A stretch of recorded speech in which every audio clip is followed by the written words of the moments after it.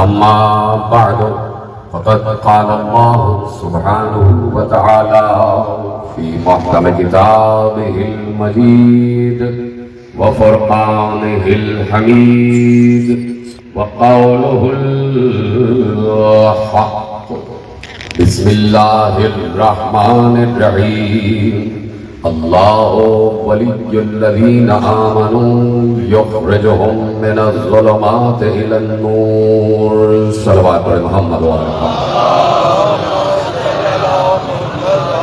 چودہ سو سینتالیس ہجری کے عشرۂ ماہ محرم الحرام کی مرکزی امام بارگاہ دھوبی گھاٹ فیصل آباد میں ہم اور آپ آج دوسری مجلس میں شریک ہیں۔ موضوع ہے معارف ولایت اللہ، اور معارف ولایت اللہ پر آج دوسری منزل سے ہم گزر رہے ہیں، اور یہ بات ہم یقیناً کہنے میں حق بجانب ہیں کہ اللہ نے ہمیں کسی کی ولایت کے ذریعے اپنی ولایت سے قریب کیا ہوا،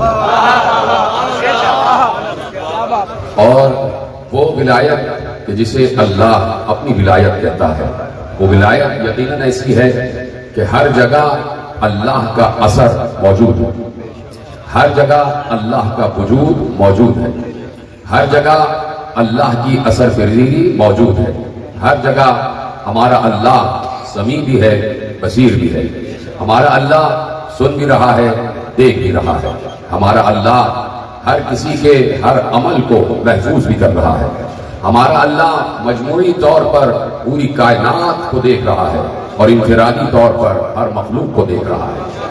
یہ ہے اللہ، اور اس اللہ کے تمام صفات کو جب جمع کیا جائے تو وہ اپنی ذات میں رحمان بھی ہے، وہ اپنی ذات میں رحیم بھی ہے، وہ اپنی ذات میں کریم بھی ہے، وہ اپنی ذات میں قدوس بھی ہے، وہ اپنی ذات میں سلام بھی ہے، وہ اپنی ذات میں قہار بھی ہے، وہ اپنی ذات میں جبار بھی ہے، وہ اپنی ذات میں غفار بھی ہے، وہ اپنی ذات میں صبور بھی ہے، وہ اپنی ذات میں شکور بھی ہے، وہ اپنی ذات میں غفور بھی ہے، وہ اپنی ذات میں لطیف بھی ہے، وہ اپنی ذات میں خبیر بھی ہے، وہ اپنی ذات میں سمیع بھی ہے، وہ اپنی ذات میں بصیر بھی ہے، وہ اپنی ذات میں مومن بھی ہے، وہ اپنی ذات میں مہیمن بھی ہے، وہ اپنی ذات میں عزیز بھی ہے، وہ اپنی ذات میں متکبر بھی ہے، وہ اپنی ذات میں تواب بھی ہے، وہ اپنی ذات میں ولی بھی ہے، اور اپنی ہی ذات میں وہ علی بھی ہے۔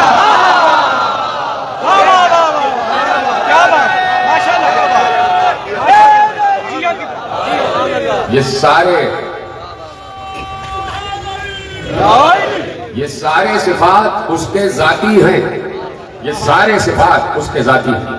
متوجہ ہیں آج گفتگو شروع کی جائے آخری آدمی تک، اور میں ہمیشہ آپ کی سماعتوں پر، آپ کی فراستوں پر، آپ کی ذہانتوں پر، آپ کی ذکاوتوں پر، اور سب سے بڑھ کر آپ کی شرافتوں پر یقین کرتے ہوئے موضوع اختیار کرتا ہوں کہ مجھے معلوم ہے کہ فیصل آباد کا عظیم مجمع، چاہے کوئی آسان موضوع ہو چاہے کوئی مشکل موضوع ہو، اور آپ اس کو سمجھتے بھی ہیں اور مجھے بتاتے بھی ہیں کہ آپ تک جملے پہنچ گئے، اس لیے میں گفتگو آگے بڑھا رہا ہوں، اور آپ کی سماعتوں پر، آپ کے افکار پر، آپ کی ذہانتوں پر، آپ کی فکر پر، آپ کی عقل پر اعتبار کرتے ہوئے جملے آگے بڑھا رہا ہوں، اور میرا ساتھ دیتے جائیے گا، اور جیسے جیسے جملے آپ تک پہنچتے رہیں ویسے ویسے مجھے بتاتے جائیے گا۔ کسی نے فرزند رسول سے پوچھا، یبن رسول اللہ، حضرت امام علی رضا علیہ السلام سے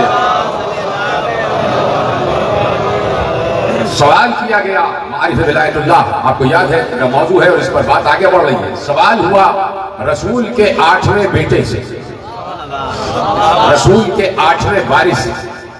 ابھی رسول سے 8واں سلسلہ، بیچ میں 7 سلسلے ہیں، 7 وقفے ہیں، اور اب رسول کا 8واں بیٹا ہے، اور اس وقت سوال ہو رہا ہے رسول کے 8ویں بیٹے سے۔ تو اس کا مطلب ہے کہ رسول کا 8واں بیٹا اس منزل علم پر ہے کہ اگر رسول سے براہ راست سوال کیا جاتا تو جو جواب رسول دیتے وہی جواب علی رضا نے دیا۔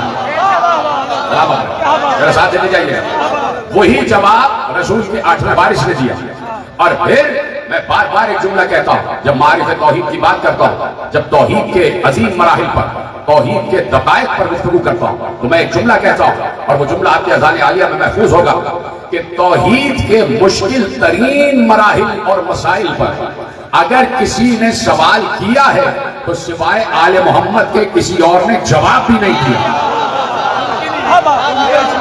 سائل ہمیشہ اسی دروازے پر آیا جس دروازے کو باب العلم کہا جاتا ہے، اور اس نے توحید کے دقائق پر صرف آل محمد سے سوال کیا. تو ایسے سائلین گزرے ہیں کہ جن کی ذہانت یہ کہتی تھی کہ اگر اللہ کے بارے میں بتا سکتے ہیں تو اللہ والے ہی بتا سکتے ہیں. بڑی آسانی سے سنا آپ نے جملہ کہ ہر چلتے پھرتے فقیر کو اللہ والا نہ کہہ دیا کرو، ہر چلتے پھرتے مجذوب کو اللہ والا نہ کہہ دیا کرو. اللہ والے وہی ہیں کہ جنہیں اللہ، جملہ دینے جا رہا ہوں، اللہ والے وہی ہیں کہ جنہیں اللہ اپنا والا کہے. سلامت رہے، وہ ہیں اللہ والے جو قرب الہی کی منزل پر ہیں. تو اب ساتویں بیٹے سے سوال کیا گیا، اور دیکھیے ایک عجیب سوال، عجیب سوال. اور میں اکثر ایک جملہ کہتا ہوں کہ الہاد بڑھتا جا رہا ہے، ملحدین بڑھتے جا رہے ہیں، ایتھزم کہیں نہ کہیں آپ کو نظر آتا ہے، ایتھسٹ آپ کو کہیں نہ کہیں نظر آ جاتے ہیں. اور یقیناً یہ ایتھزم پاکستان میں بھی داخل ہو گیا ہے، اور ہندوستان میں تو موجود ہی ہے، اور دنیا کے مختلف خطوں میں بھی موجود ہے. تو وہ ایگزسٹنس آف گاڈ پر بات کرتے ہیں. وہ کہتے ہیں کہ گاڈ ایگزسٹ کرتا ہے یا نہیں، خدا ایگزسٹ کرتا ہے یا نہیں. وہ کہتے ہیں آپ جس خدا کو مانتے ہیں اور آپ کا والا جو خدا ہے وہ کسی بھی ٹائم اینڈ اسپیس میں نہیں رہتا. اور ہماری سائنس یہ کہتی ہے کہ کوئی بھی وجود ہو وہ بغیر ٹائم اینڈ اسپیس کے زندہ رہ ہی نہیں سکتا. تو ہم کہتے ہیں کہ اگر ہمارا اللہ، کہ جس اللہ کا تعارف محمد و علی نے کرایا ہے، اگر اسے بھی ٹائم اینڈ اسپیس کی محتاجی ہو تو پھر وہ سمجھ کیسے ہے؟ اگر وہ زمان و مکان کا محتاج ہو تو پھر اسے سمجھ کیسے کہیں گے؟ سمجھ کا مطلب ہی یہ ہے کہ جو کسی کا محتاج نہ ہو، جو ٹائم اینڈ اسپیس کا خالق ہو، اسے زمان و مکان کی ضرورت نہیں ہے، اسے زمان و مکان کی ضرورت نہیں ہے. آگے آنے والی تقریروں میں ایسٹرولوجی پر بھی بات کروں گا، علم فلکیات پر بھی بات کروں گا، لیکن آج کی حد تک ایگزسٹنس پر بات ہو رہی ہے. تو کہا کہ فرزند رسول یہ بتائیے کیا اللہ شے ہے؟ خاموش نہیں رہنا ہے، خاموش نہیں رہنا ہے، مجھ سے باتیں کرتے رہے، آخری آدمی تک مجھے بتاتے رہے، اور جہاں تک میری آواز نہیں آتی وہ ہاتھ بلند کر کے بتائیں کہ ان کا جملے پہنچ رہے ہیں. کیسا عجیب سوال ہے. آؤ عالم اسلام کو دعوت دے رہا ہوں، آؤ فیصلہ باد کے اس عظیم مجمع میں بیٹھو اور ایک ادنا سے ذاکر سے سنو کہ وہ اللہ جسے علی سجدہ کرتا ہے، اس اللہ کے بارے میں جسے محمد و علی سجدہ کرتے ہیں. آؤ ہم بتاتے ہیں کہ جو ہم نے آل محمد سے سیکھا ہے کہ الوہیت کیا ہے، توحید کیا ہے. تو اب سوال ہوا، فرزند رسول یہ اپنا رسول اللہ یہ بتائیے کیا اللہ شے ہے؟ شے، شے سمجھتے ہیں نا، شے، کیا اللہ شے ہے؟ تو دیکھیے بات کیا ہے. بات یہ ہے کہ میں نے یہیں پر کسی تقریر میں گفتگو کرتے ہوئے عرض کیا تھا کہ کائنات میں جتنی بھی چیزیں موجود ہیں وہ سب شے ہے، وہ سب شے ہے. یعنی ہر چیز پر لفظ شے کا اطلاق ہوتا اور کائنات کی ہر چیز شے ہے، اور اسی چیز کو شے کہتے ہیں اور شے کو چیز کہتے ہیں.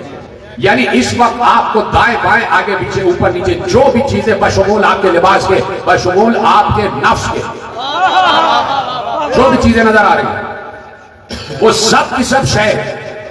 یعنی اب یہ ہے کہ یہ مائک بھی شے ہے، یہ جس کرسی میں بیٹھا ہوں یہ بھی شے ہے، یہ ساری چیزیں شے ہے. کائنات کی کوئی چیز ایسی نہیں ہے جس پہ لفظ شے کا اطلاق نہ ہوتا ہو، اور ان تمام اشیاء کا خالق ہے اللہ. ان تمام اشیاء کا خالق ہے اللہ. اور اب میں وہ جملہ کہہ رہا ہوں جو میں بار بار عرض کرتا ہوں کہ چونکہ خالق ہے اللہ اور جتنی چیزوں کا خالق ہے وہ ہر چیز شے ہے، تو خالق کبھی مخلوق جیسا نہیں ہو سکتا اور مخلوق کبھی خالق جیسی نہیں ہو سکتی. تو اب کتنا عجیب سوال کیا گیا، متحیر کن سوال. یہ فرزند رسول یہ بتائیے کیا اللہ شے ہے؟ یعنی آپ دیکھیے کہ میں بھی شے ہوں، آپ بھی شے ہیں، اور وہ پوچھ رہا ہے کیا اللہ بھی شے ہے؟ کیا اللہ بھی شے ہے؟ تو سوائے فرزند رسول کے کوئی جواب نہیں دے سکتا تھا، سوائے رسول کے وارثان علم کے کوئی جواب نہیں دے سکتا تھا، سوائے رسول کے شاگردوں کے سلامت رہے کوئی جواب نہیں دے سکتا. نہیں، ہمت نہیں کر سکتا تھا جواب دینے کی. آج کا جملہ پہنچ جاتا. ہمت چاہیے الوہیت پر بات کرنے کے لیے, علم کے ساتھ ساتھ جرأت و حوصلہ چاہیے. ہمت چاہیے, علم بھی چاہیے اور جرأت و حوصلہ بھی چاہیے. ایک بات حضرت رسول نے کہا, ہاں وہ شے ہے. اللہ اکبر. جو میرے ساتھ ان کو میرا سلام ہے, وہ خاموش ہیں, وہ مجھے ہاتھ ہلا کے بتاتے جائیں گے آپ کے جملے آپ تک پہنچ رہے ہیں. ہاں وہ شے ہے. ابھی جملہ کامل نہیں ہوا, لیکن اگر بات یہیں پر رک جاتی تو اس کا مطلب ہے کہ اللہ اور اشیاء ایک جیسے ہو جاتے, ایک جیسے ہو جاتے, ایک جیسے ہو جاتے. لیکن حضرت رسول نے کیا کہا, ہاں وہ شے ہے. انہو شیء لیسا کالاشیاء. ہاں وہ شے ہے لیکن شے جیسا نہیں ہے. بلابت رہے جیسے آپ نے سنا یہ جو انہو شیء لیسا کالاشیاء. وہ شے ہے لیکن شے جیسا نہیں ہے, اشیاء جیسا نہیں ہے. اب یہاں پر جو معصوم نے لفظ شے استعمال کیا, اجازت ہے میرے پاس بات. اب یہاں جو معصوم نے لفظ شے اللہ کے لیے استعمال کیا, وہ چیز کے معنوں میں نہیں کیا, اس لیے کہ اللہ کہہ چکا ہے کہ میں شے ہوں. قرآن کی آیت ابھی تک آپ کے ذہن میں نہیں آئی, قرآن کی آیت ذہن میں نہیں آئی. قرآن کیا کہہ رہا ہے, لیسا کمثلہ شیء. وہ شے کی مثل نہیں ہے, شے ہے لیکن شے کی مثل نہیں ہے. اس کی مثال کسی سے نہیں دی جا سکتی, کوئی بھی اس کی مثال نہیں ہے. لیکن یہاں پر میں اپنے نوجوان دوستوں کے لیے عرض کر رہا ہوں, یہاں پر جو معصوم نے لفظ شے اللہ کے لیے استعمال کیا, وہ کسی چیز کے معنوں میں نہیں. آج کے جملہ پہنچ جائے, اور صحیح لوگوں سے میں درخواست کرتا ہوں کہ میرا جملہ پہنچے تو آپ ہاتھ بلند کر کے بتائیے گا کہ یہ جملہ آپ تک پہنچ گیا. بڑا فکری جملہ آپ کے حوالے کرتا ہوں. یہاں پر معصوم نے جو لفظ شے استعمال کیا, وہ کسی چیز کے معنوں میں نہیں, بلکہ ان معنوں میں, ان معنوں میں لفظ شے اللہ کے لیے ان معنوں میں استعمال کیا کہ وہ ہے. سمجھ کر میرا سلام. لفظ شے ان معنوں میں استعمال کیا کہ وہ موجود ہے, وہ ایکسسٹ کرتا ہے, اس کا وجود ثابت ہے. ہو گیا. چلیے آپ کو بلوانے کے لیے, حالانکہ جملہ مجھے کہنا نہیں تھا, آپ کے لبوں کو حرکت دلوانے کے لیے ایک جملہ کہہ دیتا ہوں. ہاں وہ موجود ہے. معصوم کیا کہہ رہے ہیں, ہاں وہ موجود ہے, ہاں وہ موجود ہے. اس جملے کے پیچھے ایک دلیل چھپی ہوئی ہے کہ اگر دلیل چاہتے ہو تو ہمیں دیکھو, ہم بتاتے ہیں کہ وہ موجود ہے. ہمارا وجود بتاتا ہے کہ وہ ہے, ہمارا وجود.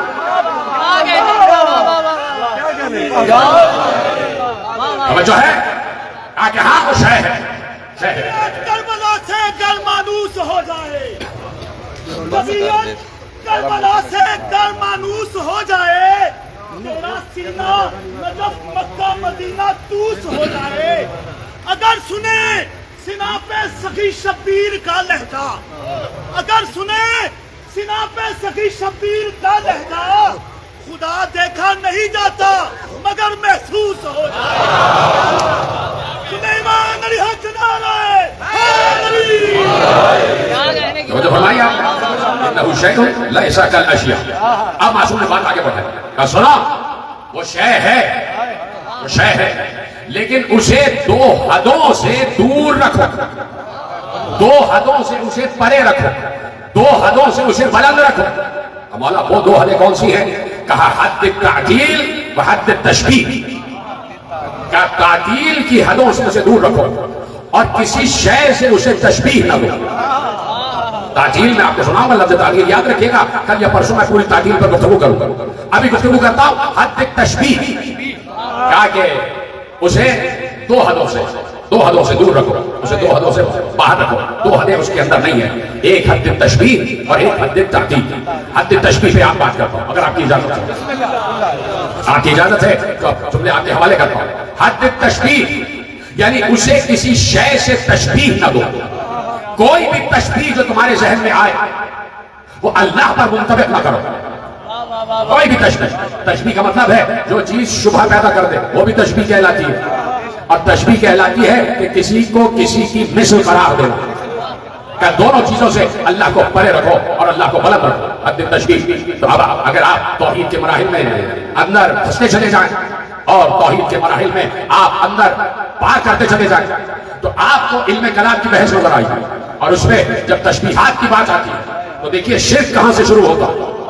شرک اس وقت شروع ہوتا ہے جب اللہ کو کسی کی مثل قرار دیا جائے, جب اللہ جیسا کوئی قرار دیا جائے, یا اللہ کے سامنے کسی کو لا کے کھڑا کر دیا جائے, یا اللہ کی رائے پر کسی کی رائے کو فوقیت دی جائے, یا اللہ کے حکم پر کسی کے حکم کو فوقیت دی جائے, یا اللہ کے امر پر کسی کے امر کو فوقیت دی جائے. ان تمام چیزوں کو شرک کہتے ہیں. اللہ کے امر پر کسی کے امر کو فوقیت دی جائے, اللہ کی رائے پر کسی رائے کو فوقیت دی جائے, اللہ کے حکم پر کسی حکم کو فوقیت دی جائے, اللہ جیسا کوئی سامنے لا کے کھڑے کر دیا جائے. یہ ساری تشبیہات ہوتی ہیں. ایک جملے میں ایک تشبیہ اور ایک شرک آپ کے حوالے کر دو کہ اللہ کی رائے پر اپنی رائے کو فوقیت دینا یہ ہے کہ اللہ نے غدیر خم میں کہا علی مولا ہے, اب علی کو چھوڑ کے کوئی اور مولا بنا لے, اسے شرک کہتے ہیں.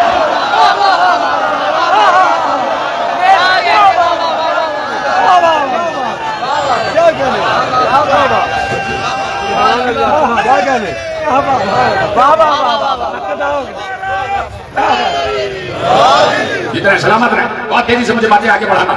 تو یہ ہے شرک. شرک ہمیشہ وہاں ڈیولپ ہوتا ہے کہ جہاں تشبیہ دی جائے یا شبہ پیدا ہو جائے, یا اللہ کی رائے پر اپنی رائے کو فوقیت دی جائے. اس کو کہتے ہیں شرک کرنا. اللہ کی ذات میں اپنے آپ کو شریک کر لینا. اللہ کی ذات میں اپنے آپ کو شریک کر لینا. اللہ کسی حکم کو, کسی امر کو, کسی عبادت کو منع کرے اور کوئی وہ عبادت ایجاد کر لے.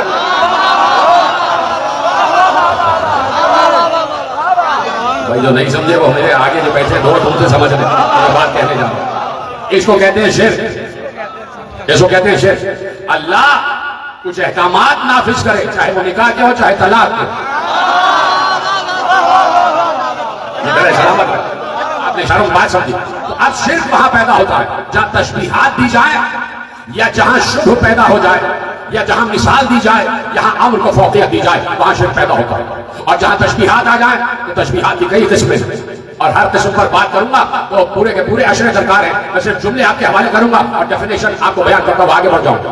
کئی تشبیہات ہیں جن سے اللہ کو دور رکھو. کہہ دیا معصوم نے, حد تشبیہ سے اس کو دور رکھو. یہ تشبیہات کیا ہیں؟ تشبیہات کئی ہیں. ایک تشبیہ جسمانی ہے, صوری, یعنی ایک جسم والی تشبیہ ہے یا ایک صورت والی تشبیہ ہے کہ اللہ کے جسم قرار دیا جائے کہ اللہ جسم رکھتا ہے یا اللہ کوئی شکل رکھتا ہے. چلیے میں آگے بڑھتا ہوں. ایک ہے تشبیہ جسمانی یا تشبیہ صورتی. تشبیہ جسمانی. ایک ہے تشبیہ صفاتی, اللہ کے صفات میں کسی کو شریک کیا جائے یا اللہ کی صفت کو الگ مانا جائے اور اللہ کی ذات کو الگ مانا جائے, تو یہ تشبیہ صفاتی ہو گئے. ایک ہے تشبیہ افعالی, ایک ہے تشبیہ مبالغہ, ایک ہے تشبیہ معنوی, ایک ہے تشبیہ عددی, ایک ہے تشبیہ زمانی, ایک ہے تشبیہ مکانی, ایک ہے تشبیہ نفی, ایک ہے تشبیہ کیفیت. توجہ فرما رہے ہیں آپ, اتنی تشبیہات ہیں. تشبیہ جسمانی, تشبیہ صفاتی, تشبیہ افعالی, تشبیہ مبالغہ, تشبیہ معنوی, تشبیہ عددی, تشبیہ زمانی, تشبیہ مکانی, تشبیہ نفی, تشبیہ کیفیت. یہ ساری تشبیہات ہیں. ان تمام تشبیہات سے اللہ کو دور رکھو. پہلی تشبیہ تشبیہ جسمانی. اللہ وجود تو رکھتا ہے مگر ہماری طرح جسم نہیں رکھتا. جتنے سلامت رہے, آگے والے دوست میرا ساتھ دے رہے ہیں, پیچھے والوں کا ہاتھ بلند ہوگا تو مجھے پتہ چلے گا کہ آپ کی سلامت رہے آپ. ٹھیک ہے. تشبیہ جسمانی, اللہ ایکسس تو کرتا ہے لیکن جسم نہیں رکھتا. اگر ہم نے کہہ دیا کہ اللہ کا جسم ہے تو جسم کی بھی کئی قسمیں ہیں.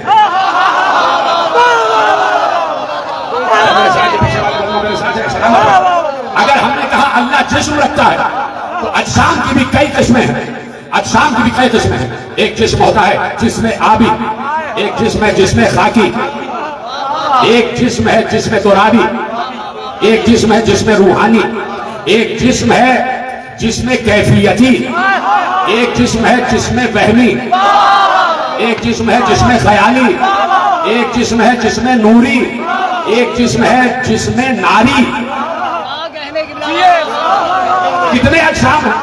ایک نور والا جسم ہے, ایک نار والا جسم ہے جو آگ سے بنا ہے, ایک خاک والا جسم ہے, ایک جسم وہ ہے کہ جو آپ وہم میں بناتے ہیں، خیال میں بناتے ہیں، تصور میں بناتے ہیں. دیکھا نہیں ہے محبوب کو، سنا ہے، ذہن میں ایک تصویر بنا لی، ذہن میں ایک تصویر بنا لی. کوئی ملک دیکھا نہیں ہے لیکن اس ملک کی خوبصورتی کی تعریف کر دی کسی نے، آپ نے ذہن میں تصویر بنا لی. اس کو جسم وہمی، جسم خیالی، جسم تصوراتی کہتے ہیں. اور جو ہمارے اجسام کی بھی کیفیت ہے، اجسام کی بھی تشبیہات ہے، اجسام کی بھی اقسام ہے. تو اللہ جسم نہیں رکھتا. اگر ہم نے کہہ دیا اللہ جسم رکھتا ہے تو پوچھا جائے گا کون سا جسم؟ خاکی، آبی، وہمی، خیالی، نوری، ناری. اور اگر کہہ دیا کہ وہ جسم رکھتا ہے تو اس کا مطلب ہے کہ وہ مادہ رکھتا ہے. اور جسم کا مطلب یہ ہے کہ اگر جسم فیصل آباد دھوبی گھاٹ میں موجود ہے تو غلام محمد آباد میں موجود نہیں ہے. یعنی جسم اگر ایک جگہ ہے تو دوسری جگہ نہیں ہے. جسم زمان و مکان کا محتاج ہوتا ہے اور پھر جسم تغیر اور تبدل کا محتاج ہوتا ہے. جسم میں نشو و نما ہوتی ہے، جسم میں نشو و نما ہوتی ہے. اگر اللہ کا جسم کہہ دیا تو اللہ کا جسم کون سا والا جسم ہے؟ 1 دن کے بچے والا یا 40 دن کے بوڑھے والا؟ 1 دن کے بچے والا یا 80 برس کے بوڑھے والا؟ اس لیے کہ جسم میں نشو و نما ہوتی ہے. پہلے بچہ ہوتا ہے، پھر بچپن آتا ہے، لڑکپن آتا ہے، نوخیزی آتی ہے، نوجوانی آتی ہے، جوانی آتی ہے، پھر بڑھاپا شروع ہو جاتا ہے، ضعیفی شروع ہو جاتی ہے. اگر کہہ دیا کہ اللہ کا جسم ہے تو پھر نشو و نما ماننے پڑے. اور جو ہمارے تو جسم، اللہ ہماری طرح کا جسم نہیں رکھتا، ہماری طرح کا جسم نہیں رکھتا. اس کی ہماری طرح کی آنکھیں نہیں ہیں، اس کے ہماری طرح کے ہاتھ نہیں ہیں، اس کی ہماری طرح کی زبان نہیں ہے، اس کی ہماری طرح کے کان نہیں ہے، اس کا ہماری طرح کا پہلو نہیں ہے، اس کا ہماری طرح کا جسم نہیں ہے. وجود ہے لیکن ہماری طرح نہیں ہے. لیکن میں کیا کروں کہ بعض اوقات قرآن تنہا مسائل حل کرنے کے لیے کافی نہیں ہے. اب دلیل دے رہا ہوں. اب میں نے کر دیا، قرآن نے کہا فَاغْسِلُوا وُجُوهَكُمْ وَأَيْدِيَكُمْ. جب وضو کی بات آئی تو قرآن نے کہا فَاغْسِلُوا وُجُوهَكُمْ وَأَيْدِيَكُمْ. اپنا چہرے بھی دھو اور اپنے ہاتھ بھی دھو. ایدیکم یعنی اپنے ہاتھ دھو. ید سے مراد ہاتھ، ید سے مراد ہاتھ. اللہ نے کہہ دیا قرآن میں اپنے ہاتھوں کو دھو. یہ ہمارے ہاتھ، انہیں وضو میں دھویا جاتا ہے، اور یہ چہرہ جنہیں وضو میں دھویا جاتا ہے. اور ایک بار اللہ کہتا ہے تبارک الذی بیدہ الملک، برکت ہے وہ اللہ جس کے ہاتھ میں ملک ہے. آپ اب قرآن سے مسئلہ حل کرو. اللہ کہہ رہا ہے ید سے مراد ہاتھ ہے، اور پھر اپنے لیے کہہ رہا ہے. کیا کہہ رہا ہے؟ شیطان سے مخاطب ہو کے کیا کہا کہ تجھے کس چیز نے منع کیا؟ لما خلقت بیدی، جس آدم کو میں نے اپنے ہاتھوں سے خلق کیا ہے. تجھے کس چیز نے منع کیا؟ اس آدم کو سجدہ کرنے سے. آپ مجھے بتاؤ کیا کریں؟ نبی کہہ رہے ہیں کہ وہ جسم نہیں رکھتا، وہ ہماری طرح کا جسم نہیں رکھتا.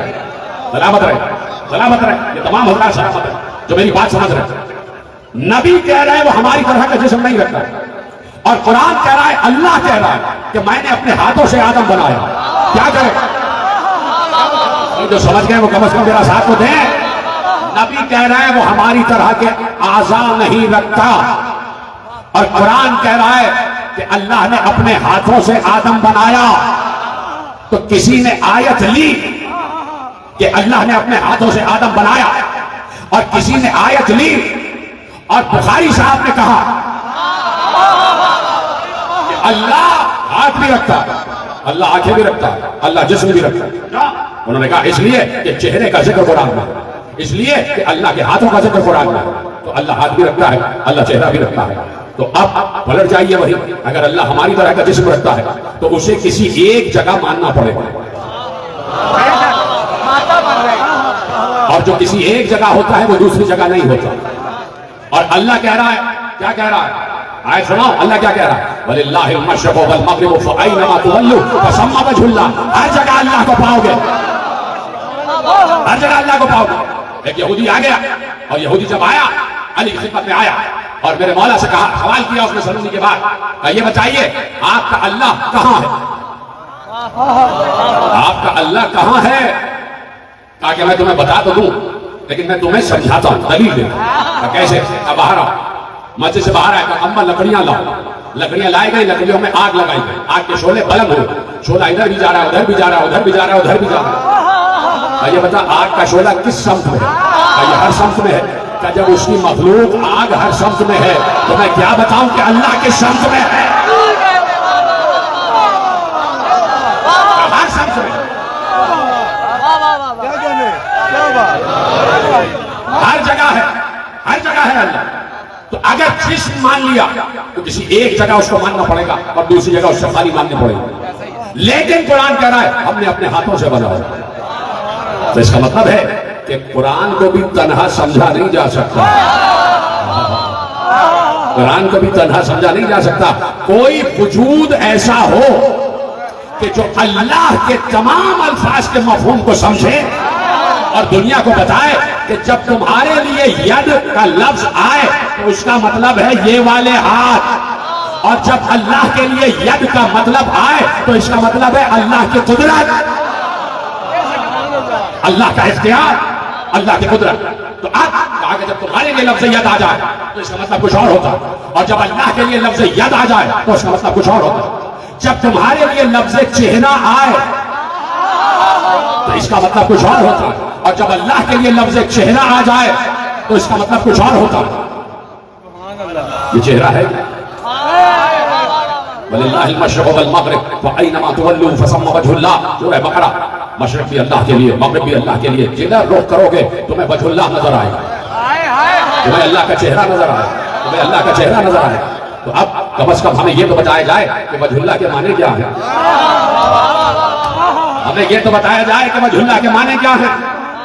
میں یہاں کتنے لوگوں کو پہچان رہا ہوں، یہاں کتنے لوگوں کو پہچان رہا ہوں؟ آپ کو آپ کو آپ کو آپ کو آپ کو کیوں پہچان رہا ہوں؟ آپ کے چہرے کی وجہ سے۔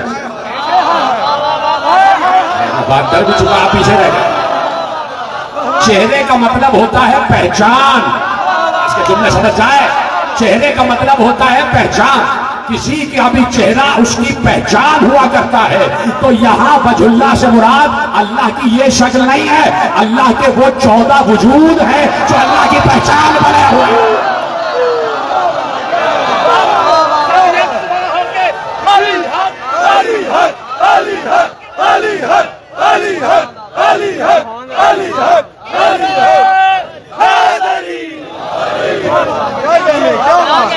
آپ پہنچ رہی ہے میرے پیچھے تک پہنچ رہی ہے، تھوڑا سلامت رکھے آپ کا وجہ کا مطلب یہ ہے کہ کسی کی پہچان۔ تو اللہ کہہ رہا ہے جہاں پر بھی رخ کرو گے ہماری پہچان نظر آئے گی، تمہیں ایسے وجود نظر آئیں گے کہ جو بتاتے ہوئے دکھائی دیں گے کہ اللہ یہاں ملے گا، اللہ یہاں ملے گا، اللہ یہاں ملے گا۔ وجہ اللہ یہ ایک نشان ہے تیر کا،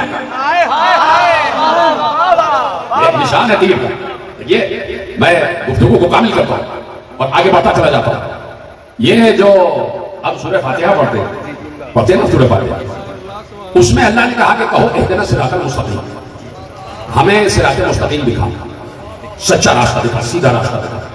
تو سیدھا راستہ اللہ کا راستہ ہے، سب کی آواز نہیں ہے، سیدھا راستہ اللہ کا راستہ ہے نا۔ تو کیا کہنا چاہیے تھا اللہ کو جب بات آئی صراط اہدنا الصراط المستقیم؟ تو سیدھا راستہ تو اللہ کا راستہ ہے، تو فوراً اللہ کہتا کہ کہو کہ وہ راستہ جو اللہ کا راستہ ہے۔ بیٹھے میں آگے بڑھ گیا بھائی۔ سورہ فاتحہ میں جب کہہ رہا ہے کہ کہو اہدنا الصراط المستقیم، تو کیا کہنا چاہیے تھا؟ صراط مستقیم کی وضاحت میں جو اگلی آیت میں کی ہے کیا کہتا ہے کہ وہ راستہ جو اللہ کا راستہ ہے۔ اللہ نے یہ نہیں کہا، اب سمجھو وجہ اللہ کیا ہے۔ اہدنا الصراط المستقیم صراط الذین انعمت علیہم، ان لوگوں کا راستہ جو قدیری نعمت والے ہیں۔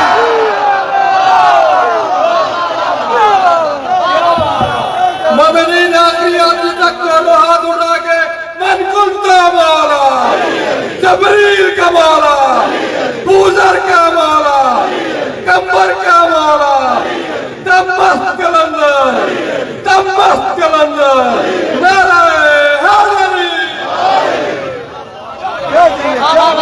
بات پہنچی آپ صراط المستقیم، یہ نہیں کہا کہ صراط اللہ، اللہ نے کیا کہا؟ صراط الذین انعمت علیہم، ان لوگوں کا راستہ جن پر تو نے نعمت نازل کی، جن پر تو نے نعمت نازل کی، نعمت والوں کا راستہ، نعمت والوں کا راستہ ہو گیا۔ نعمت تو سب پہ نازل ہو گئی۔ اگر ہوا نعمت ہے تو ہندوؤں پر بھی ہوا چلے، اگر کھانا نعمت ہے تو یہودیوں کو بھی کھانا مل رہا ہے، اگر پانی نعمت ہے تو عیسائیوں کو بھی پانی مل رہا ہے، اگر اولاد نعمت ہے تو بت پرستوں کو بھی اولاد مل رہی ہے، اگر دوا نعمت ہے تو ملحدین کو بھی دوا مل رہی ہے، اگر شفا نعمت ہے تو کافروں کو بھی شفا مل رہی ہے، تو یہ ساری نعمتیں تو ان کو بھی مل رہی ہے۔ تو کیا ان کا راستہ کیا ان کا راستہ کہ جن پر نعمتیں نازل ہو رہی ہیں، تو کیا نعوذ باللہ یہودیوں کا راستہ، عیسائیوں کا راستہ، بت پرستوں کا راستہ مسلمانوں پر بھی ہو رہی ہے، لیکن مسلمانوں میں منافقین پر بھی ہو رہی ہے۔ منافقین کو بھی اللہ غذا دے رہا ہے، ہوا دے رہا ہے، پانی دے رہا ہے، غلہ دے رہا ہے، سب کچھ دے رہا ہے، تو کیا منافقین کا راستہ؟ نہیں، اس کا مطلب ہے کوئی نعمت خاص ہے جو خاص بندوں پر نازل ہوئی ہے، اسی نعمت خاص کا تو قدیری نعمت کہتے ہیں، اسی خاص نعمت کا تو من کنت مولا ہو فہذا علی المولا کہتے ہیں، کہ ان کا راستہ جن پر قدیر میں تم نے نعمت کو تمام کیا، صراط الذین انعمت علیہم۔ توجہ فرمانے آپ، تو اب وجہ سے مراد اللہ کی طرف پہنچنے کا راستہ، اللہ کی طرف پہنچنے کا راستہ، اللہ کی طرف پہنچنے کا راستہ۔ دیکھیے سب کچھ ختم ہو جائے گا، اللہ کی طرف پہنچنے کا راستہ ختم نہیں ہوگا۔ اللہ اکبر، مجھے رہ گیا والے حضرات مجھے بتاتے رہے کہ جملے آپ تک پہنچ رہے ہیں، خدا سلامت رکھے، آپ کے ہاتھوں کو سلامت رکھے، کہ بھائی سب ختم ہو جائے گا، اللہ تک پہنچنے کا راستہ ختم نہیں ہوگا۔ اسی لیے اللہ نے کہا کل من علیہا فان فیبقی وجہ ربک ذو الجلال والاکرام، سب فنا ہو جائیں گے، اللہ کا چہرہ باقی رہے گا۔ اللہ تک پہنچنے کا راستہ باقی رہے گا۔ وجہ سے مراد اللہ تک پہنچنے کا راستہ، اللہ تک پہنچنے کے نشانات، اللہ تک پہنچنے کی علامتیں، اللہ تک پہنچنے کی نشانیاں، اللہ تک پہنچنے کے علم، اللہ تک پہنچنے کے علام، اسے کہتے ہیں وجہ۔ اللہ خود کہہ رہا ہے کل شیء ہالک الا وجہہ، ہر شے ہلاک ہو جائے گی۔ یہ وہاں کیا کہا؟ وہاں یہ کہا کہ ہر شے فنا ہو جائے گی، اور یہاں کیا کہا؟ ہر شے ہلاک ہو جائے گی، صرف وجہ خدا باقی رہے گا۔ کل شیء ہالک الا وجہہ، صرف اس کا چہرہ باقی رہے گا، صرف اس تک پہنچنے کا راستہ باقی رہے گا، صرف اس تک پہنچنے کا راستہ باقی رہے گا۔ تو اب اللہ وجود تو رکھتا ہے لیکن جسم نہیں رکھتا، جسم نہیں رکھتا، جسم نہیں رکھتا۔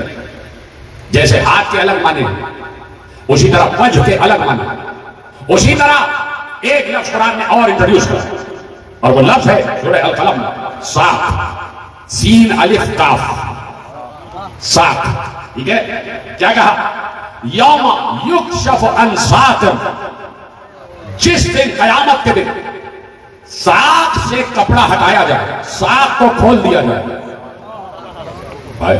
یوم یکشف عن ساق وَيُدْعَوْنَ إِلَى السُّجُودِ فَلَا يَسْتَطِيعُونَ۔ ختم کر دوں کیا بات؟ ابھی میرے پاس وقت ہے۔ کہا کہ اس دن قیامت کے دن جب ساق سے پردہ ہٹے گا، ابھی ساق کا مطلب بتایا نہیں ہے، میرے دوست جانتے ہیں لیکن نوجوانوں کے لیے عرض کرتا ہوں، جس دن قیامت کے دن جب ساق کھول دی جائے گی، جب ساق سے پردہ ہٹا دیا جائے گا، اور جب انہیں سجدے کے لیے بلایا جائے گا، وہ سجدہ کر نہیں پائیں گے۔ عجیب بات، یوم یکشف عن ساق وَيُدْعَوْنَ إِلَى السُّجُودِ، جب انہیں سجدوں کے لیے بلایا جائے گا فَلَا يَسْتَطِيعُونَ، وہ سجدہ کر نہیں پائیں گے، مجبور ہو جائیں گے، سجدے کو جھک ہی نہیں پائیں گے۔ تو اب یہ ساق کیا ہے؟ دیکھیے ساق کہتے ہیں کسی بھی چیز کے قیام کے لیے، کسی چیز کے سہارے کو ساق کہا جاتا ہے، ساق کہا جاتا ہے۔ یہ شامیانہ رکا ہوا ہے اس بانس کے سہارے سے، تو یہ بانس جو ہے یہ شامیانے کا ساق کہلائے گا۔ ہم قیام کی حالت میں رکے ہوئے ہیں اپنی پنڈلی کے ذریعے، تو پنڈلی کو ساق کہا جاتا ہے، پنڈلی کو ساق کہا جاتا ہے۔ یہ جو پیچھے ریڑھ کی ہڈی ہے اسے بھی ساق کہا جاتا ہے، لیکن عرف عام میں پنڈلی کو ساق کہا جاتا ہے۔ تو اللہ کہتا ہے جس دن ساکھ پر سے پردہ ہٹا دیا جائے گا، جس دن ساکھ کھول دی جائے گی، ساکھ کھول دی جائے گی، پنڈلی کھول دی جائے گی. اب سامنے کے ترجمے ہوئے، عالم اسلام نے ترجمہ کیا، اللہ کی پنڈلی کھول دی جائے گی، اللہ کی پنڈلی کھول دی جائے گی، یعنی اللہ کی پنڈلی سے کپڑا ہٹ جائے گا. اب سمجھ میں آیا یہ پنڈلی سے کپڑے اوپر کیوں رکھے جائے؟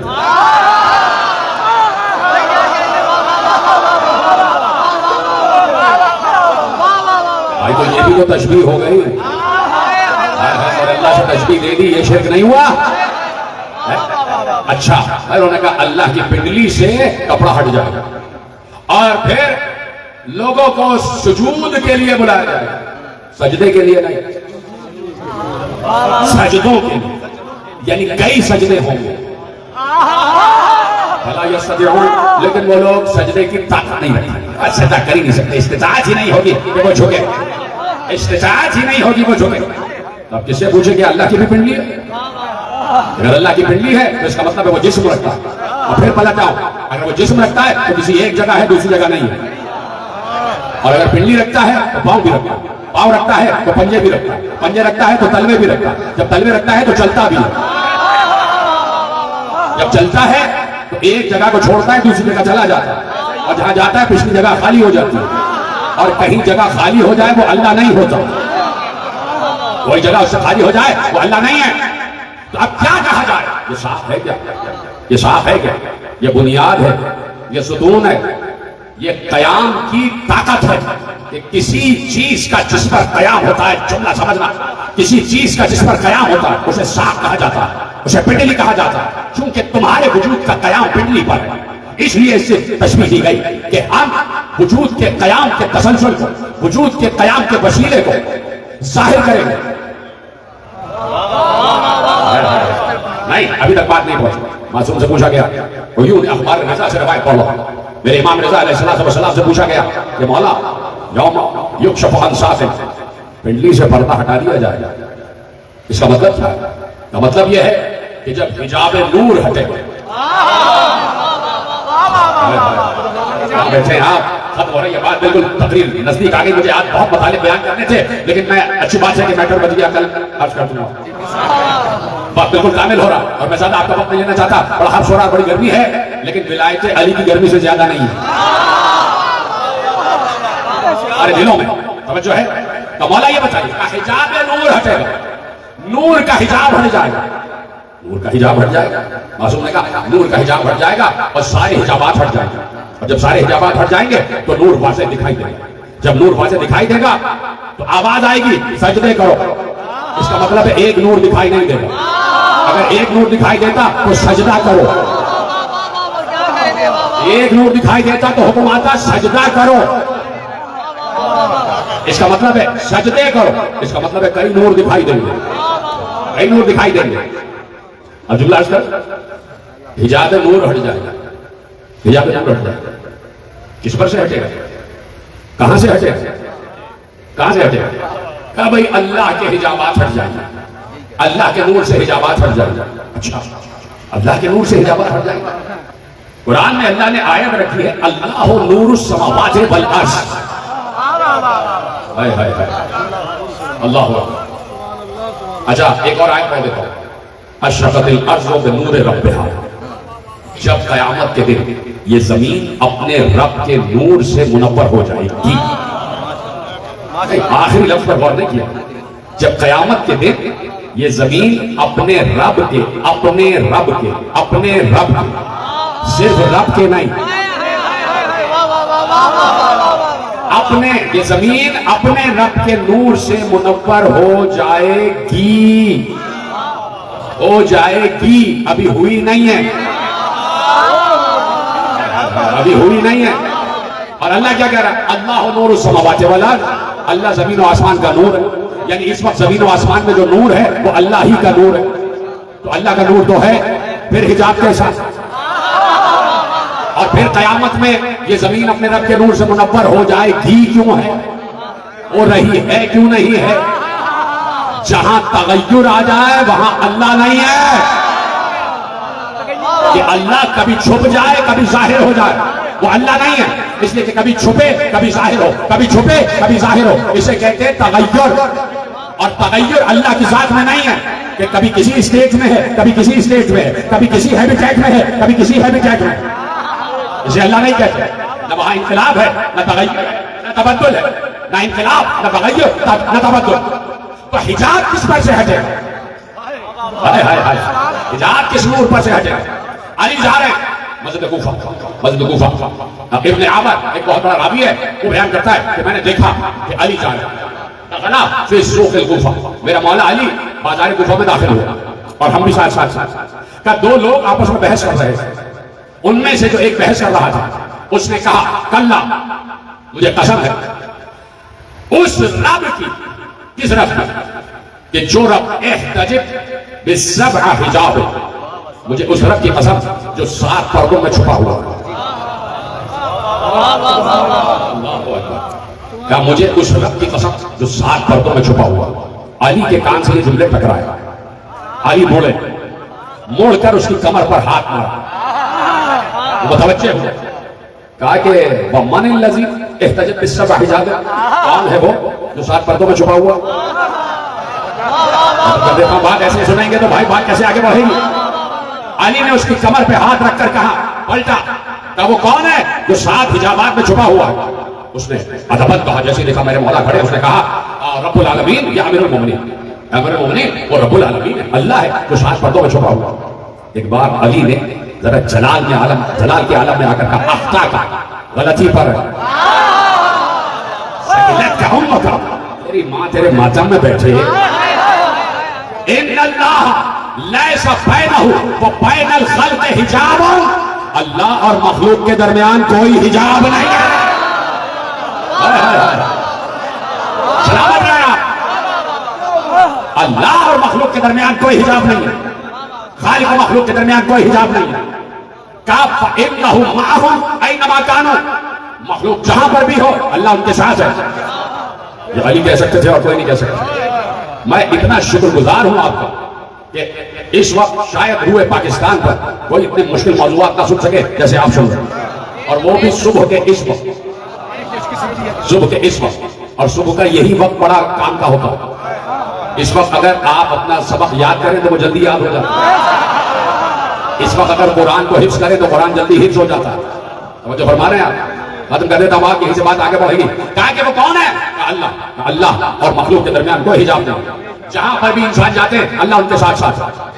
اس کی دلیل قرآن میں کیا ہے؟ جو قرآن میں دلیل آپ کے ذہنوں میں محفوظ ہے لیکن ریکال نہیں ہو رہے۔ کیا کہا؟ نحن اقرب الیہ من حبل الورید، ہم تمہاری شہرک سے بھی زیادہ تم سے قریب ہیں، ہم تمہاری شہرک سے زیادہ تم سے قریب ہیں۔ کہا کہ ہر وقت ہر انسان کے ساتھ اللہ موجود ہے، ہر مخلوق کے ساتھ اللہ موجود ہے، کوئی حجاب نہیں ہے۔ تو اللہ تو حجاب رکھتا ہی نہیں، تو پھر یہ پنڈلی کا حجاب کس کا ہٹے گا؟ پھر یہ حجاب کس کا ہٹے گا؟ پھر کسے سجدوں کا حکم دیا جائے گا؟ معصوم نے کہا ہمارے نور پر 70 حجابات پڑے ہوئے ہیں، ابھی صرف ایک حجاب ہٹا ہے تو تم دیکھ رہے ہو، اس دن 70,000 حجابات ہٹ جائیں گے۔ جب ہماری حقیقت نظر آئے گی تو ایک بار اللہ ویسے ہی ساری مخلوق کو حکم دے گا، جیسے آدم کی طرف سجدہ کرنے کا حکم دیا ویسے ہی کہے گا ان شعبہ کا سجدہ۔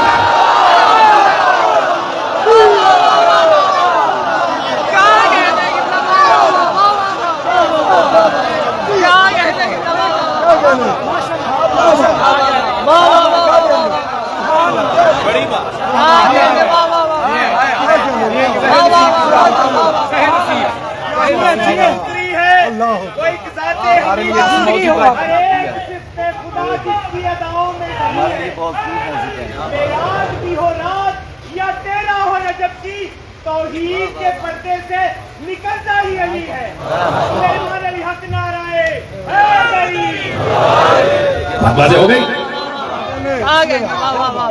خراج تحسین پیش کرنے کے لیے آپ نجفی نعرہ لگائیں گے، آپ کی آواز نجف کی وادیوں میں گھومنی چاہیے، علی حق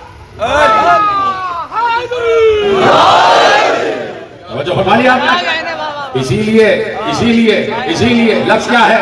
یدعون الی السجود، سجدوں کے لیے بلایا جائے گا، صرف سجدے کے لیے نہیں، سجدوں کے لیے بلایا جائے گا۔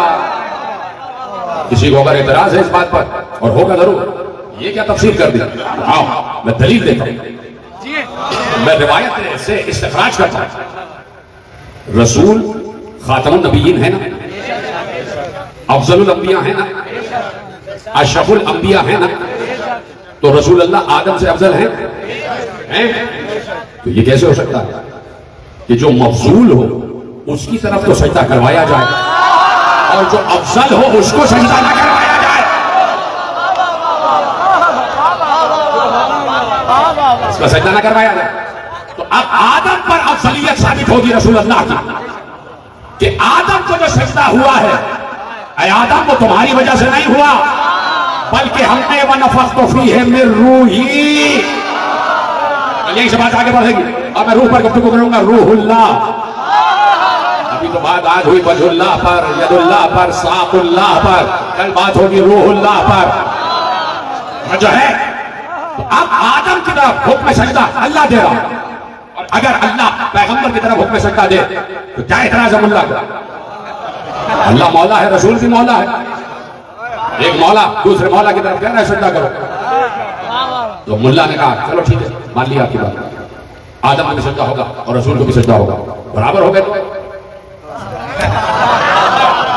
برابر ہو گئے تو میں کہوں گا برابر نہیں ہوئے اس لیے کہ جب آدم کو سجدہ ہوا تو علیین نے سجدہ نہیں کیا تھا اور جب رسول کی طرف حکم سجدہ ہوگا تو آدم بھی سجدہ میں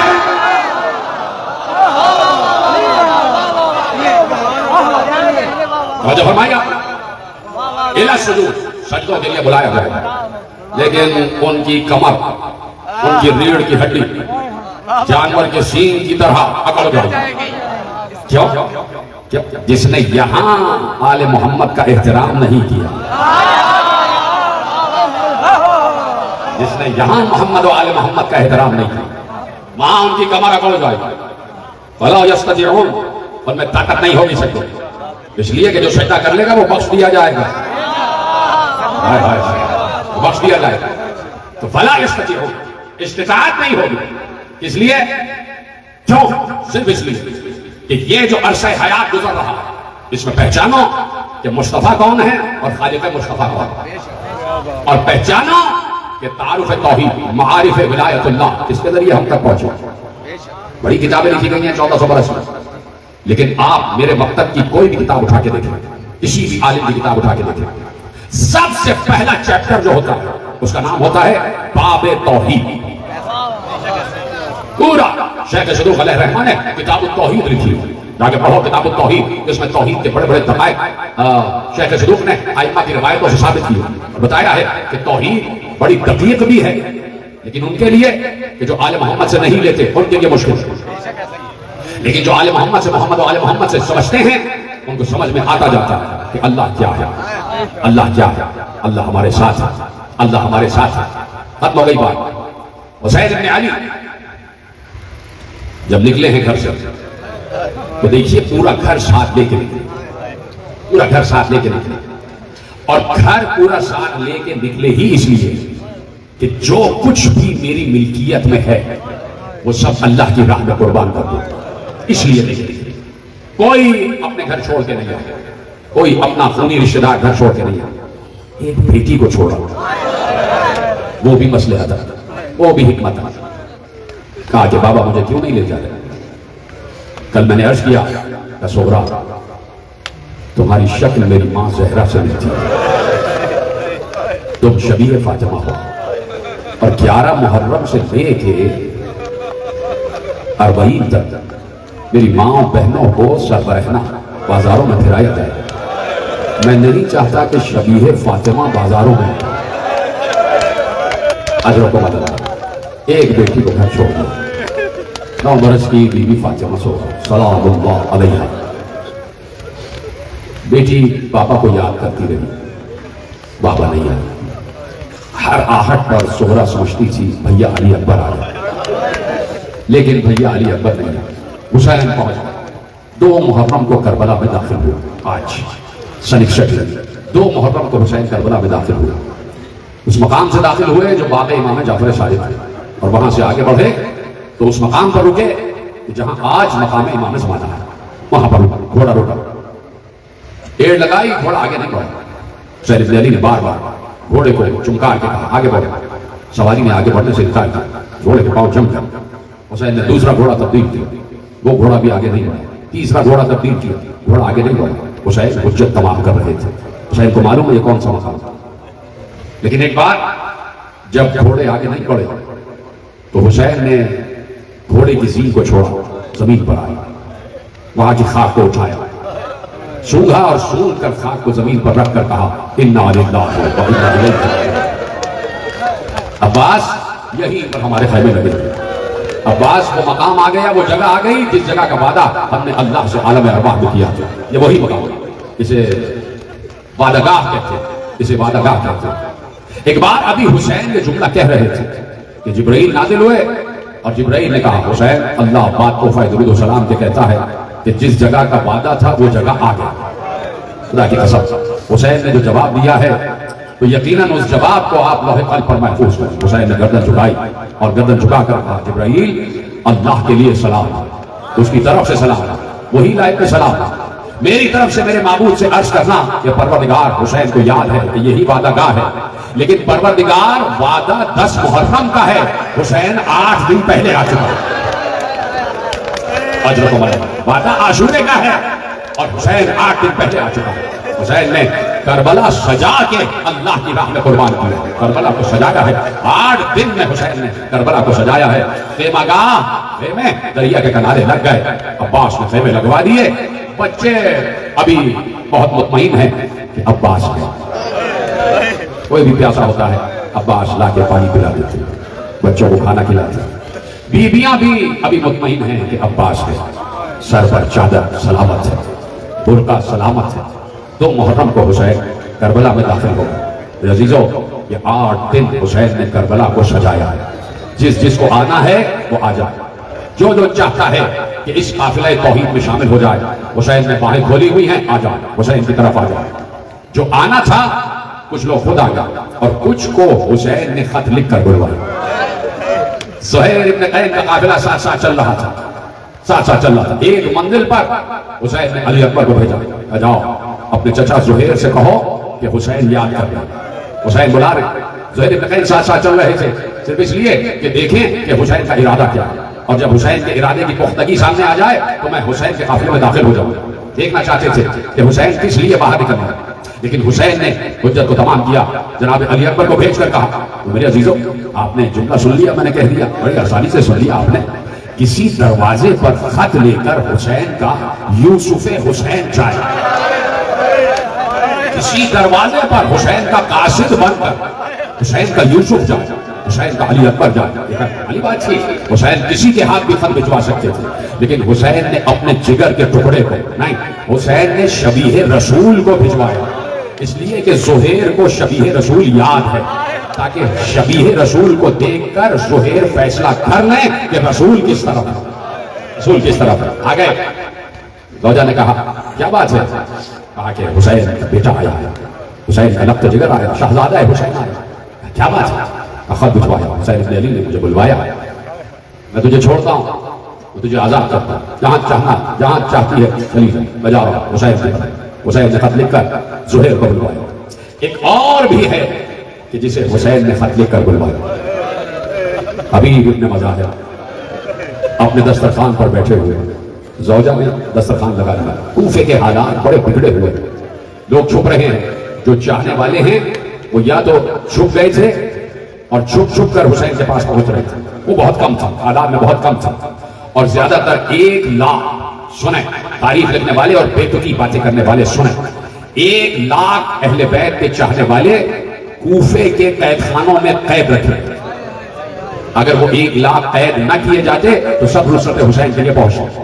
انہی قیدیوں میں مختار بھی تھے، انہی قیدیوں میں میشا میں زمار بھی تھے، یہ سب انہی قیدیوں میں تھے، بہت سے قیدی تھے جنہیں قید کیا ہوا تھا، اور اس لیے کوفے کے حالات بڑے خراب تھے، باہر سے فوج بھیجی گئی تھی تاکہ کوئی بھی حسین کا ساتھ نہ دے سکے، کرفیو لگا دیا گیا تھا، جو حسین کا ساتھ دینے والے تھے اور جنہوں نے یہ ارادہ کیا کہ حسین کا ساتھ دیں، ان کے گھروں کو آگ لگا دی گئی، ان کے بچوں کو ذبح کر دیا گیا، ان کی عورتوں کو اسیر کر دیا گیا، ان کے مردوں کو ذبح کر دیا گیا، یہ پوری دہشت پھیلائی گئی۔ اسی طرح حبیب ابن مظاہر بیٹھے ہوئے کبھی اس جگہ کبھی اس جگہ، ایک بار اپنے گھر میں آ گیا، زوجہ نے دسترخوان لگایا، ابھی پہلا لقمہ اپنے دہن میں رکھا تھا، یہ لکھا یہ ہے کہ لقمہ گلوگیر ہوا، گلے میں اٹک گیا، جیسے لقمہ گلے میں پھنسا، حبیب نے کھانستے ہوئے کہا ایسا لگ رہا ہے کہ کہیں سے کوئی قاصد آنے والا ہے، یہ گلے میں جو لقمہ اٹکا ہے تو کوئی قاصد آنے والا ہے۔ جیسے ہی یہ لفظ کہا دروازے پہ دستک ہوئی، دروازے پہ دستک ہوئی، حبیب نے اپنی زوجہ سے کہا تم بیٹھو میں دیکھ کر آتا ہوں، باہر نکلے، اندر سے پوچھا کون؟ کہا کہ میں قاصد حسین ہوں، ہائے کہتے ہیں میں قاصد حسین ہوں، میں حسین کا قاصد ہوں۔ حبیب نے یہ جملے سنے، بے اختیار دروازہ کھولا، کہا حسین ابن علی کے قاصد اس لیے آئے ہیں۔ ایک بار اس نے اپنے امامے سے خط نکالا اور بسط ادب حبیب ابن مظاہر کا خط دیا، کہا یہ میرے مولا کا خط ہے آپ کے نام۔ حبیب نے خط کو لیا، آنکھوں سے لگایا، سر پہ رکھا، خط کو کھولا، خط کے متن کو پڑھا، حبیب رو دے گئے، حبیب کی آنکھوں میں آنسو آ گئے۔ لکھا تھا یہ خط ہے حسین ابن علی کا، مرد فقیہ حبیب ابن مظاہر کا نام۔ حبیب ہم کربلا پہنچ چکے،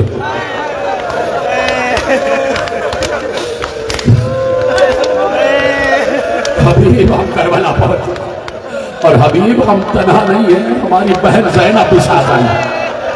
حبیب اس سے پہلے کہ میرا گلا کٹ جائے آجا حسین بلا رہا ہے۔ حبیب نے خط کو لپیٹا، آنکھوں کو صاف کیا، گھر میں آ گئے، حجرے میں آئے، زوجہ نے پوچھا کیا بات ہے؟ کہا حسین ابن علی کا خط تھا۔ زوجہ بھڑی ہو گئی ادب، میرے آقا حسین کا خط، نواسۂ رسول کا خط، لقتے جگر فاطمہ و علی کا خط، کیا لکھا ہے؟ کہا حسین کربلا میں آ گئے ہیں۔ اور اپنی زوجہ سے کہا تمہیں پتہ ہے حسین تنہا نہیں آیا، علی کی بیٹیاں بھی ساتھ ہیں، حسین کی ازواج بھی ساتھ ہیں۔ کہا کیا کہہ رہا ہے؟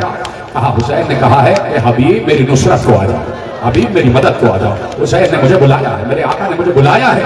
زوجہ نے کہا تو حبیب تم نے کیا ارادہ کیا ہے؟ حبیب نے کہا میں سوچتا ہوں میں چلا جاؤں گا تو تمہارا کیا ہوگا، تمہارا خیال کون رکھے گا؟ زوجہ نے منہ پر ہاتھ مار کر کہا حبیب کیا باتیں کر رہے ہو، میں مٹی کھا کے جی لوں گی، لیکن حبیب ایسا نہ کرو کہ فرزند فاطمہ بلائے اور تم سوچو حبیب، اور اگر تم نہیں جا سکتے تو میں جاؤں گی، میں جاؤں گی۔ کیا سن رہا میرے عزیزو؟ حبیب نے ایک بار ہوتے ہوئے کہا ایک وقت میں تو تمہارا امتحان لے رہا تھا کہ تم اس عزم حوصلے کی کس منزل پر ہو۔ یہ کیسے ہو سکتا ہے کہ فاطمہ کا لال بلائے اور فاطمہ کے لال کا حبیب نہ جائے، جس نے مجھے 2 زندگیاں عطا کی ہیں وہ مجھے بلائے اور میں نہ جاؤں؟ کہا میں نے ارادہ کر لیا ہے، بس میں چلا۔ ایک بار گھوڑے کو باہر نکالا، اپنے غلام سے کہا کہ ذرا کھیتوں میں سے ہو کے فلاں مقام پر تم رک جاؤ، چھپے رہنا اور وہاں میرا انتظار کرنا، میں دوسرے راستے سے آؤں گا اور اس گھوڑے پہ بیٹھ کے اپنے آقا کی نصرت کے لیے جاؤں گا۔